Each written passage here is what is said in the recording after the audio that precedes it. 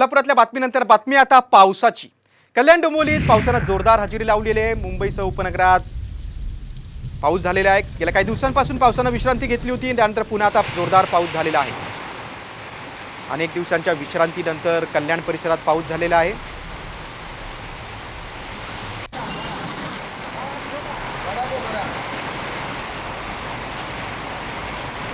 दुसरीकडे आणि शहरात देखील मुसळधार पाऊस झालेला आहे। पावसामुळे शहरातील रस्ते जलमय झालेले आहेत। घोडबंदर रोड असेल किंवा पाचपाकडी परिसर असेल, या परिसरातील सखल भागात पाणी साचलंय।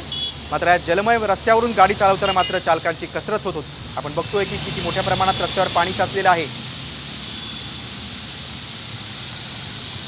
ठाणे शहरात मुसळधार पाऊस झालेला आहे आणि परिसरात सखल भागात मात्र मोठ्या प्रमाणात पाणी साचलेलं आहे, त्यामुळे वाहनधारकांची काहीशा प्रमाणात गैरसोय झाली।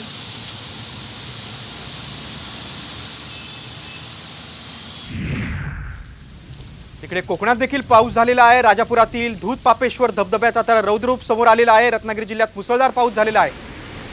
राजापूर तालुक्यात काल रात्रीपासून मुसळधार पावसानं झोडपून काढलेला आहे। दूधपापेश्वर मंदिराच्या बाजूने धबधबा वाहतोय आणि हा धबधबा पाहण्यासाठी आता अनेक पर्यटक गर्दी करतायत।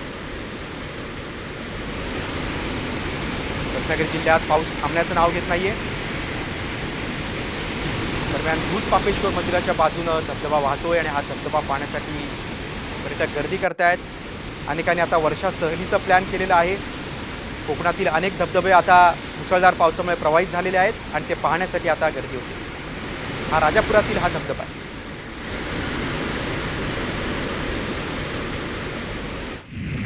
इकडे रत्नागिरीतले धबधबे प्रवाहित झाले। दुसरीकडे रत्नागिरी शहराला पाणी पुरवठा करणारं शीळ धरण देखील ओव्हरफ्लो झाले।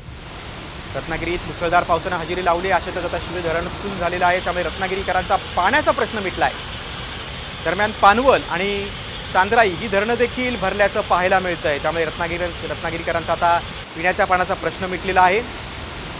अगदी जून महिन्यातच ही धरणं भरल्यामुळे आता समाधान व्यक्त होतंय।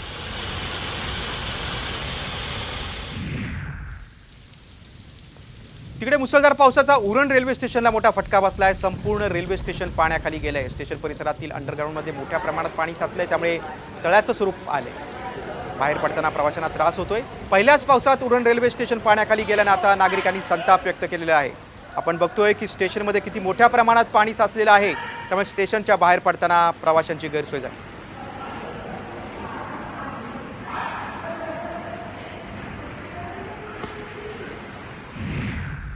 खानदेशकडे आपण वळूया आता। जळगाव जिल्ह्यात देखील मुसळधार पाऊस झालेला आहे। विजांसह मुसळधार पाऊस झाला आहे। पावसानं जोरदार हजेरी लावल्यामुळे मात्र शेतकऱ्यांना मोठा दिलासा मिळाला आहे, कारण आता जी पेरणी केलेली आहे, ज्यांनी पेरणी केलेली आहे त्यांना पावसाची खूप गरज आहे। या पावसामुळे वातावरणात गारवा देखील निर्माण झालेला आहे।